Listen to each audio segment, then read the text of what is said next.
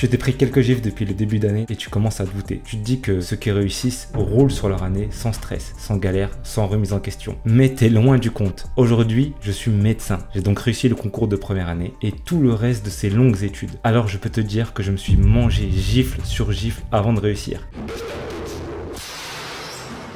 Et en tombant sur la vidéo de Nezy qui raconte l'enfer qu'il a vécu en P1, je me suis dit qu'il fallait que j'explique l'ascenseur émotionnel par lequel je suis passé avant de voir mon nom sur le tableau des admis. Mais déjà, il faut comprendre pourquoi je suis allé en médecine. Parce qu'arrivé en terminale au lycée, ça faisait déjà quelques années que j'avais commencé ma remontada suite à mon redoublement en 3e. Mais j'étais loin encore d'imaginer que j'irais dans les études de médecine. Avec mes notes qui augmentaient petit à petit d'année en année, j'ai commencé à avoir de plus en plus d'ambition, de plus en plus confiance en moi et toujours l'envie de liberté. Je voulais un métier qui puisse s'exporter, qui permette de monter l'échelle sociale, qui m'intéresse intellectuellement. Et la médecine cochait tous ces critères, alors j'ai choisi ça à la fin de l'année. Et à l'époque, il n'y avait pas de délire avec Parcoursup et tout. Tu voulais aller en médecine, t'allais dans le concours, et puis voilà, c'était advent que pourra. Celui qui passe, il passe. Celui qui passe pas, tant pis pour lui. Mais le twist, c'est que en même temps de décider de faire médecine, j'ai aussi décidé de me marier. Et c'était impossible de valider l'idée même de me marier sans avoir une situation. Alors le deal était clair. Tu réussis ton année, tu peux te marier, point. Donc je valide mon bac scientifique et crois-moi que j'ai profité des vacances scolaires mais comme un dingue. Pas de question de réviser avant, prendre de l'avance, etc. Non, j'ai bossé pendant un mois en tant qu'animateur, je me suis payé un ordi et après j'ai fait que jouer à la console, sortir avec mes potes. J'avais conscience que ça allait être difficile, mais j'avais aucune connaissance en médecine, aucune personne autour de moi qui était passée par là, j'avais aucun référentiel, donc je savais juste que c'était réputé comme étant difficile, mais rien de plus. Et après arrivent les inscriptions, la pré-rentrée. En fait, t'arrives à la fac, c'est comme si c'était une énorme machine qui tourne depuis des années sans toi, et toi t'es juste au milieu en fait. Tu trouves pas les salles, y a pas de panneau, mais quand même j'ai réussi à m'inscrire au tutorat et aller à la pré-rentrée. La pré-rentrée, on te montre quelques cours, on essaie de te faire peur un peu, attention ça va être difficile, on te donne des QCM à la fin, t'as absolument rien compris, tu révises des cours mais tu sais même pas à quoi ça sert, t'arrives, tu fais des QCM qui sont écrits par les étudiants, donc qui sont pas forcément très pertinents, et tu sors de là, donc tu t'es pris la première gifle, c'est la première fois de ta vie que tu fais un contrôle en ayant révisé et que tu tapes quand même une grosse bâche, mais t'inquiète pas que les rabatteurs pour les prépas privés sont bien devant la sortie de la pré-rentrée, une fois que t'es bien dans le mal pour te dire hey, on a une solution pour toi, mais ça va te coûter 6000 balles. Bon, j'ai même pas pris la brochure, hein, de toute façon, c'était hors de question. Pas de quoi payer, pas de quoi faire payer à mes parents. C'était sûr et certain, j'allais faire la médecine sans prépa. Donc, début septembre, la rentrée arrive. Et là, deux gros enjeux. Premièrement, j'ai pas de plan B. C'est médecine ou rien. Aucun plan de réorientation, aucun métier qui me parle, même pas dentiste, même pas pharma, rien du tout. Et le deuxième enjeu, bien sûr, c'est si tu veux te marier, il faut que tu réussisses ton année. Il y avait 214 places exactement pour plus de 1200 candidats. J'ai gardé ce chiffre en tête toute l'année. 214. Et on attaque le premier semestre. À l'époque, je suis encore à la maison. Il y a 40 minutes de trajet en bus entre chez moi et la fac. J'ai presque pas de méthode de travail. Je sais juste qu'il existe une méthode qui s'appelle la méthode DJ. Donc je vous programme des rappels pour mes cours, mais je me contente juste de lire mes cours, suivre la méthode DJ en relisant à chaque fois. C'est full rappel passif. Mais quand même, il y a un truc qui est pas mal, c'est que je tombe pas dans le piège des nuits blanches à réviser. Soit parce que j'étais déjà très intelligent, ou juste parce que j'avais la flemme en fait. Mais la nuit, je dors, je garde à mon rythme bien carré dès le début. Je commence à me réveiller vers 6h du matin et je dors vers 22h le soir, et ça, c'est un rythme que j'ai encore gardé aujourd'hui. Donc j'ai mon petit rythme tranquille pendant quelques semaines, je suis inscrit au tutorat, les premières colles arrivent, je sais pas trop à quoi m'attendre, j'ai révisé un peu avant et boum, premier classement, 700 sur 1200. Imagine, t'as tout ce poids sur tes épaules et tu termines 700. C'est juste inacceptable en fait. Je sais qu'un truc cloche, mais je sais toujours pas comment m'améliorer ni par où aller. Il y a toujours pas de panneau en fait. y a pas de panneau. Et là tu pourrais croire que j'ai une sorte de révélation avec la méthode miracle, mais pas du tout, hein. J'ai fonctionné par itération. J'ai fait le bilan de toute ma méthode, comment je suis en cours, comment je révise mes cours, comment est-ce que je fais les rappels, est-ce que je fais des exercices ou est-ce que j'en fais pas, est-ce que j'en fais pas assez, est-ce que j'en fais trop. J'ai tout mis au peigne fin et je me suis demandé qu'est-ce qui fonctionne et qu'est-ce qui fonctionne pas. Puis j'ai testé encore et encore, supprimé tout le superflu et je me suis amélioré. C'est ça les itérations. Déjà, j'ai gagné beaucoup de temps en améliorant ma prise de notes en cours. J'étais capable de sortir de l'amphi et te dire de quoi ça parle, les grandes lignes, expliquer le sujet. Il me manquait déjà plus qu'à chercher les détails, essayer de les mémoriser et j'étais déjà très bien. J'ai arrêté d'abuser sur les pauses parce que, par exemple, j'étais sur ma Xbox tous les vendredis soirs. Après, je révisais le samedi et le dimanche, toute la journée, Xbox. Je me suis buté à Saints Row 4 pendant une grosse partie de mon premier semestre de première année. Je crois que c'était un moyen de m'extérioriser, mais en tout cas, Saints Row 4 a peut-être pris autant de place que mes cours de biochimie pendant le début du semestre.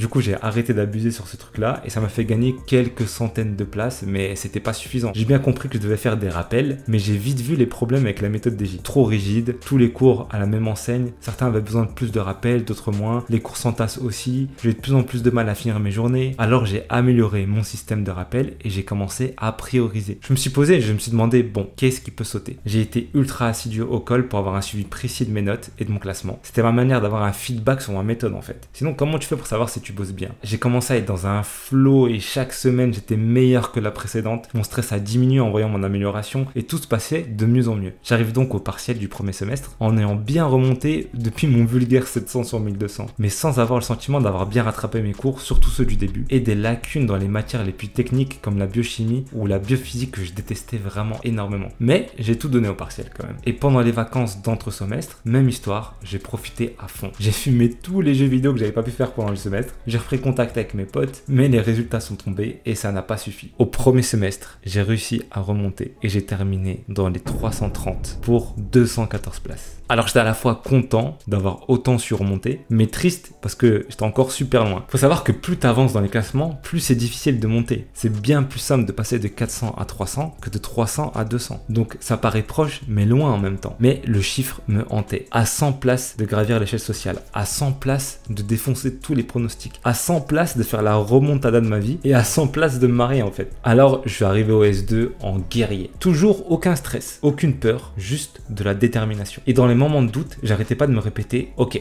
bon, là c'est la galère, j'ai pas de prépa, j'ai personne pour prendre mes notes, je dois galérer à aller en cours à chaque fois, mais il y a sûrement quelqu'un dans toute l'histoire de la première année de médecine, en France ou ailleurs, qui a déjà eu les mêmes conditions que moi, voire pire, et qui a quand même réussi. Alors j'ai continué avec la méthode itérative. J'ai supprimé ma tendance à favoriser des matières en les mettant toutes au même niveau. Aucun favoritisme, peu importe le coef, je devais être excellent partout. Et le système de classement du tutorat avait son importance. Chaque semaine, une matière, le lundi soir. Le jeudi, les résultats tombent. T'as juste une indication sur la note et à quel classement ça correspond. Sauf que si t'es dans le top 100, si t'es dans le top 100, tu as ton classement, ta note, mais aussi ton nom. Il n'y a que les 100 premières personnes qui ont leur nom affiché. Ils ont sûrement dû faire ça à cause de la flemme, mais pour moi, ça avait son importance. C'était comme un titre en fait. Il y a ton nom dans les 100 premières personnes. Et moi, je voulais voir mon nom. Chaque semaine, une colle différente. Objectif, top 100 ou rien. Je veux mon nom. Et j'y suis arrivé, seulement sur quelques matières. Mais j'ai pu voir mon nom une ou deux fois dans le semestre, et encore c'était vers les 90-92. La méthode itérative fonctionnait à plein régime, il ne me restait plus que des détails à améliorer. Si j'arrive à aller dans le top 100, peut-être que ça va compenser mon classement de 300. Et ça, jusqu'au concours. Et là, j'y suis arrivé avec un doute total. Je savais que j'étais bien classé pour le S2, mais je savais pas si c'était suffisant pour rattraper les galères du S1. J'étais hyper serein pendant les mois de révision, mais t'imagines pas le stress que j'avais une fois le concours passé. Le fait de ne plus rien maîtriser et de n'avoir qu'à attendre, c'était ultra chaud. J'avais la boule au ventre tous les jours, jusqu'au jour de réception de ce fameux mail. Les résultats sont tombés. J'ouvre le truc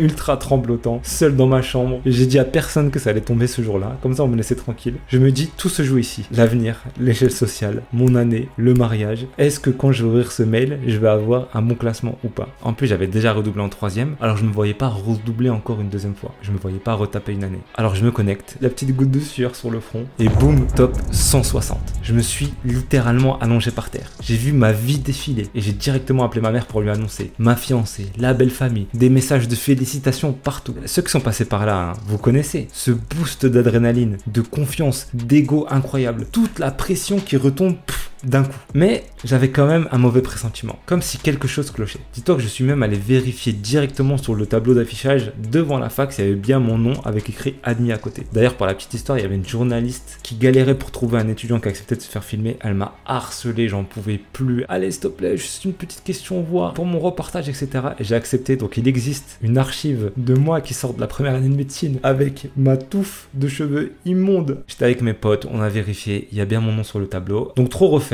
Allez hop, on part dans un parc aquatique pour fêter ça. Mais j'avais ce truc de me dire, c'est bizarre, il y a un truc qui cloche. Je sais pas, soit je m'attendais pas à ce classement-là, soit j'arriverais pas à l'expliquer, mais je me dis, il y a un truc qui cloche. J'ai encore cette image de moi qui suis assis dans l'eau, c'était un truc pas profond. Mes potes devant en train de se bagarrer, essayer de se noyer l'un l'autre. Et moi, je participais pas parce que j'étais là, je regardais dans le vide, je me disais, mais il y a un truc qui cloche, je sais pas, je le sens pas, je sais pas, j'arrivais pas à comprendre. Et au final, j'ai eu raison, parce que ça arrivait. Un jour, je reçois un mail. Il y a eu une erreur à cause d'un foutu employé qui a mal mis un coef et du coup les classements étaient pas bons. Sueur sur tous ceux qui sont admis, tous ceux qui sont pas admis, etc. Tout le monde à la goutte, tout le monde se dit mais quel classement je vais terminer? Moi je me disais 167, c'est quand même un peu loin de 214, peut-être qu'il y a moyen, même si je perds 40 places, je suis toujours dedans, etc. Et je sais pas exactement combien de temps ça a duré, peut-être un jour ou deux, mais dans ma tête ça a été aussi long que 2-3 semaines. Et un jour, je suis allongé dans mon canapé et mon téléphone sonne.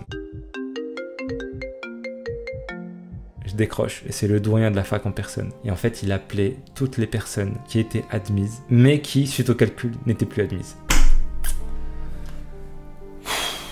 Alors, comment te décrire le seum que j'ai eu? Dis-toi que je suis dans une situation où toute la famille me félicite, alors que tous mes amis sont contents pour moi. J'ai toute cette pression que je me suis mis moi-même, il faut que je gravisse l'échelle sociale, il faut que je réussisse. J'ai déjà redoublé une fois, faut pas que ça recommence. Et là, je reçois un appel qui me dit, en fait non, t'es pas pris. Et ça pour moi, c'est encore pire que de ne pas être pris du tout, parce que t'as goûté au plaisir d'être admis, et on te l'enlève en fait. C'était un traumatisme de ouf. J'avoue, j'ai versé ma larme, c'est vraiment pas facile. Finalement, mon classement, c'était pas 167, c'était 232. Il y a 214 places, je finis 232. Donc j'étais à 18 places du classement et j'étais 18e sur la liste d'attente de juste la filière médecine. Donc je dis ok, bah si on compte ceux qui ont réussi plusieurs concours et qui vont peut-être pas prendre médecine et prendre dentaire, bref, je commençais à essayer de lui sortir des disquettes. Il me dit est-ce qu'il y a moyen de quand même remonter 18 places dans la liste d'attente? Il va me faire clairement comprendre non, à chaque fois tous les ans il y a peut-être 2-3 personnes en liste d'attente qui arrivent à passer, mais 18 en gros c'est du jamais vu. Donc il m'a confirmé que c'était mort. Le monde s'écroule. Hein, clairement, le monde s'écroule. Je dois rappeler tout le monde et dire que, bah, en fait, j'ai pas réussi le concours de médecine. Je dois me remettre en condition et me dire, vas-y, c'est reparti pour toute une année. Non, mais t'imagines, toute une année de révision. On ne repart à zéro, toute une année de révision. Donc, je travaillais pendant l'été. J'ai quand même réussi à convaincre les familles. Je dis, bon, regardez, il y a 1200 personnes. Je loupe à 18 places. Je refais une année. Ma méthode de travail est bonne. C'est bon. J'ai le seum. C'est pas un truc qui m'a mis à terre. C'est un truc qui m'a donné la rage. Donc, c'est bon. Laissez-moi me marier quand même. Et vous allez voir, je vais réussir. Vous inquiétez pas. Donc, ça a été accepté, j'ai pu me marier. Je rappelle que la première année, c'est un marathon. Moi, il fallait que j'arrive sur la ligne d'arrivée tout frais, tout propre. Donc, il n'y avait pas de question de révision avant. J'ai vraiment profité de mes vacances. J'ai pas ouvert un seul livre jusqu'à la rentrée. Donc, la rentrée arrive et 3 nouvelles pressions. Déjà, c'est ma dernière chance d'arriver en médecine. J'ai pas de plan B, il n'y a pas de kiné, pharma, etc. Il n'y a même pas d'autres métiers auxquels je pense. Si je valide pas la médecine, je sais pas quoi faire de ma vie après. Je sais pas où je vais, je sais pas ce que je fais. J'ai promis à toute la famille, tous mes proches, que j'allais réussir. Et je suis maintenant marié. Donc ça veut dire que ma réussite ou mes échecs, ils ont plus un impact simplement sur ma trajectoire, mais sur toute la trajectoire de toute la famille que j'essaie de construire. Imagine arriver en première année, c'est le concours de ta vie, ta famille compte sur toi, t'as ouvert ta bouche devant tout le monde, t'es en train d'essayer de fonder une famille et tu te dis si j'arrive pas, je sais pas quoi faire. Donc déjà, j'ai emménagé dans le Crous, une chambre éclatée de 9 mètres carrés avec de l'amiante dans les murs, une cuisine commune dégueulasse avec d'autres étudiants qui se comportent comme des porcs et... Oh putain, non mais t'as pas honte? Oh t'as pas honte, merde, putain.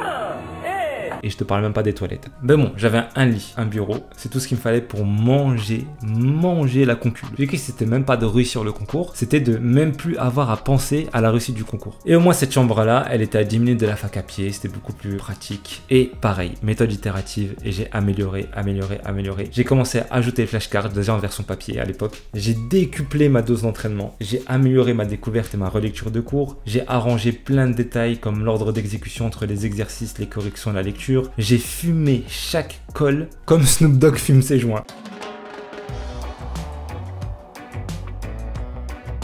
Et je crois que j'ai pas passé une seule colle sans que mon nom soit affiché dans le top 100. Et il montait à chaque fois, hein. C'était 70, 60, 50, 40, 30. J'étais une machine de guerre. Vraiment, cette année, j'étais une machine de guerre. Non seulement j'étais dans le top 100 à chaque colle, mais en plus j'étais dans le top 100 dans le classement général sur la moyenne de toutes les colles. Tout se passait à merveille. C'était le flow, le paradis de l'étudiant qui révise parfaitement, qui a des bons résultats. Jusqu'à ce fameux jour de fin de semestre. Je suis chez le coiffeur avec ma femme, j'attends mon tour, mais d'un coup, gros malaise. Je me sens vraiment pas bien. Il y a un truc qui va pas, je sens que mon corps il va pas bien du tout. J'ai une nausée de malade. Dans la voiture, je vomis par la fenêtre. Bref, je t'épargne les détails. Je passe quelques jours cloué au lit, mais je révise quand même le minimum, tu vois, le strict minimum pour rester quand même dans le rythme. Jusqu'au jour où je me réveille le matin, je peux plus marcher. Impossible de bouger un millimètre le pied. J'avais comme la sensation d'avoir des lames de rasoir dans mes chevilles et dans mes genoux, qui me tailladait au moindre mouvement. C'était impossible de lever les jambes du lit, c'était impossible de poser le pied par terre. Je pouvais strictement plus bouger. Au bout de quelques heures, je commence à pouvoir me lever, je commence à pouvoir boiter, et là je vais aux urgences. Ponction des articulations, infiltration, hospitalisation, bref, c'est la fin du semestre, c'est les dernières lignes droites, et il reste quelques cols, et je suis hospitalisé. Je sais pas ce qui m'arrive, j'arrive plus à marcher, j'ai trop mal aux articulations, ça me réveille la nuit, c'est une douleur insoutenable. Et donc je suis hospitalisé, et on m'annonce que c'est une maladie auto-immune. En gros, c'est mon système immunitaire qui se dit, oh tiens, les articulations, c'est une bactérie ou un virus, bref, ça vient pas de chez nous, il faut le détruire. Mais il y a toujours les cols en fait, et ça c'était hors de question, c'était non négociable pour moi, impossible de louper une colle. Donc on est samedi je crois, et je me dis ok, lundi à la colle, comment je vais faire? Il faut que je puisse sortir, donc s'il vous plaît faites-moi sortir le dimanche. On peut pas faire sortir les gens le dimanche, et de toute façon j'avais encore des examens à passer, ils savaient pas encore exactement ce que j'avais, donc on m'a dit non, on te garde hospitalisé. S'il vous plaît, je parlais à l'externe à l'époque, je savais pas encore que l'externe avait absolument aucun pouvoir sur quoi que ce soit. Donc ensuite je croise l'interne, on peut parler, on peut négocier, elle veut pas me laisser sortir. Donc l'école c'était le lundi soir, lundi matin je suppliais les gens pour sortir. J'arrivais presque pas à marcher, hein. En tout cas le matin, mais les douleurs d'horaire inflammatoire ça s'améliore au fur et à mesure de la journée, donc ça allait de mieux en mieux, et je pouvais au moins marcher en boitant fin d'après-midi. Je dis écoutez, la colle c'est fin d'après-midi, j'arrive à marcher, je boite et tout, mais c'est pas grave, je marche 300 mètres et ça va le faire. Et deuxième fois de mes études de médecine où je chiale, je fais s'il vous plaît, laissez-moi aller à la colle, je peux pas louper ça, c'est trop important pour moi. Il faut que je pensais encore à toute la pression que j'avais, toutes les promesses que j'ai fait, tout ça en fait. Donc on discute chef de service, etc. Ils étaient trop sympas, ils ont compris, ils m'ont dit ok c'est bon, on te fait une permission. Donc je sors avec mon petit bracelet, ma perf, je prends le tram en boitant. Les escaliers je les monte un par un en me tenant sur la rambarde, etc. Mais j'arrive à la colle. Bon, la colle je la défonce comme d'habitude, et je reviens tranquillement à l'hôpital jusqu'à la fin. Je passe encore peut-être 2-3 jours à l'hôpital. Ils me donnent des traitements, ça va mieux, mes articulations fonctionnent, il n'y a aucun problème. Et là je continue mon année. 2 dernières semaines avant l'examen, je me mets dans un bunker dans une autre ville, aucun contact avec l'extérieur, et je révise comme un malade. J'arrive au concours, je passe les épreuves. Quand je suis arrivé au concours, je me posais pas la question est-ce que je vais réussir ou pas le concours. Je me disais à quel point je vais les réussir. En fait, le numerus clausus, les 214 places, elles étaient plus dans ma tête. La seule question que je me posais, c'était combien de personnes je vais défoncer. Pendant l'épreuve, je devais limite me pincer en fait, me mettre une petite claque et me dire hey, t'es pas en colle là, c'est le concours. Et en fait, c'est tellement que j'avais pris au sérieux l'école, tellement j'avais fait d'entraînement de QCM, d'anal, etc. Le concours, c'était juste une colle de plus pour moi, et j'arrivais pas à le prendre vraiment au sérieux, tellement que j'étais préparé. Il faut absolument que je réussisse, parce qu'en fait, je me voyais comme s'il y avait un cycle, et que de génération en génération, on essaie de faire un peu mieux, ou alors on fait la même chose, jusqu'au moment où il y a un des membres de la génération qui pète le truc, et qui fait exploser l'échelle sociale, la réussite, etc.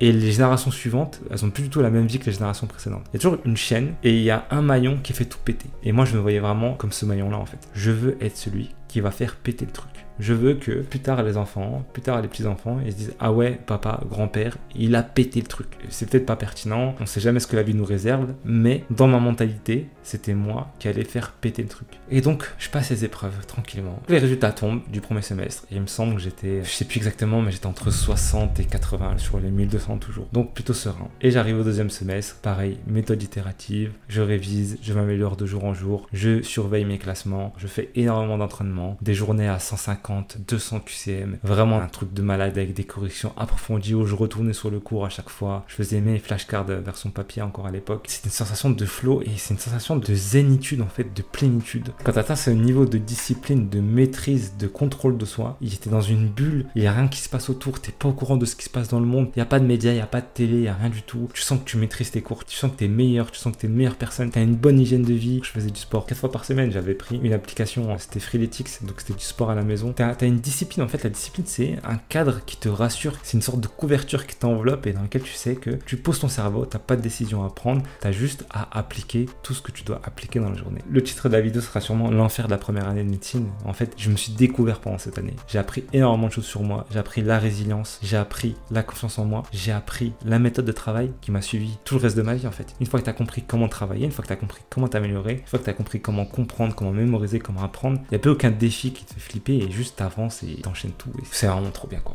Donc déjà, j'ai validé finalement la première année de médecine. Bon, j'ai roulé sur le deuxième semestre, j'ai roulé sur le concours. Donc tout s'est très bien passé. J'ai réussi à faire la remontada de toute ma scolarité, donc passer dès l'étudiant qui redouble sa troisième, qui est mauvais élève, qui devait aller en bac pro, qui allait en médecine, qui a échoué et qui a réussi finalement. J'ai réussi cette remontada. Je me dis, ok, c'est bon, c'est moi le maillon qui va faire péter cette famille. Et j'ai assumé ce que j'ai dit. J'ai dit, laissez-moi me marier et je vais faire les choses. Et on m'a laissé me marier et j'ai fait les choses. Mon seul regret dans tout ça, c'est de me dire que j'ai peut-être perdu trop de temps en fait pendant le premier semestre et que si j'avais plus réfléchi à mes méthodes de travail, si j'avais consciemment essayé de l'améliorer plus rapidement, j'aurais pu passer les 18 petites places à la fin. Ça correspond à peut-être 0,18 points de moyenne générale. Donc ça aurait pu passer, je pense, avec une meilleure méthode de travail, en évitant de perdre des semaines et des semaines, parce que j'ai dû passer la moitié du premier semestre en travaillant mal. C'était déjà très compliqué. Je vais pas faire le mec prétentieux ou je sais pas quoi, mais là vous avez la chance aujourd'hui d'avoir plein d'outils. Vous avez ma chaîne YouTube, vous avez aussi des autres chaînes YouTube d'autres étudiants dans plein de filières et peut-être même aussi en médecine. Moi il n'y avait pas ça à l'époque, en tout cas en francophonie, mais si j'étais tombé sur ça et que dès le début d'année j'avais appliqué les conseils à fond, soit je me serais fait accompagner ou j'aurais trouvé un moyen, etc. Même avec simplement les vidéos, j'aurais réussi à gratter ces points là, parce que j'aurais pas juste regardé des vidéos, j'aurais regardé, compris et appliqué. Et c'est ça qui manque aussi chez certains d'entre vous ici, c'est que vous regardez les vidéos mais vous appliquez pas en fait. Et certes il y a une partie divertissement dedans, mais quand je fais mes vidéos je fais vraiment en sorte que vous puissiez appliquer directement. Vous voyez, à chaque fois il y a un plan d'action, il y a des trucs que vous pouvez mettre en place directement. Je reçois souvent des messages d'étudiants qui me disent ok j'ai appliqué et j'ai réussi, etc. C'est comme si en fait je ressentais à nouveau ce plaisir de réussir la première année à travers vous qui réussissez à chaque fois. Et d'ailleurs c'est pour ça que dès la première année je suis devenu tuteur au tutorat. J'avais un étudiant qui pouvait me poser des questions et qui j'avais un contact. Ensuite en troisième année j'ai fait ça en indépendant entre guillemets dans une association, donc c'était plus au tutorat, c'était une association à côté de la fac, ça s'appelait l'OMAS. Et je me suis dit ok c'est bon, je rentre dedans. À l'époque c'était du soutien psychologique aux élèves, etc.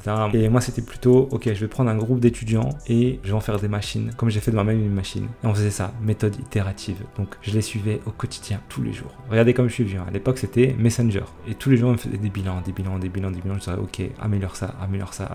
Et c'est comme ça que ça fonctionne en fait. Il faut que vous fassiez des itérations. Il faut que vraiment vous preniez conscience de quelle est la méthode que vous utilisez et qu'est-ce qui marche pas avec vous. Allez vous renseigner et faites des itérations et tous les jours est une nouvelle itération. Et bien sûr, comme d'habitude, si tu veux ne pas passer des semaines et des semaines comme moi à perdre du temps sur trouver ta méthode de travail, tu peux évidemment rejoindre l'accompagnement avec le lien en description pour voir comment appliquer la méthode itérative dans ton cas personnel et pour avoir un suivi au quotidien. Tu peux aussi t'inscrire à la newsletter dans laquelle je donne énormément de conseils toutes les semaines, des conseils pratiques que tu peux appliquer sur des situations concrètes qui sont trop courtes pour être en vidéo et dans lesquelles je peux vraiment m'étendre dans les mails.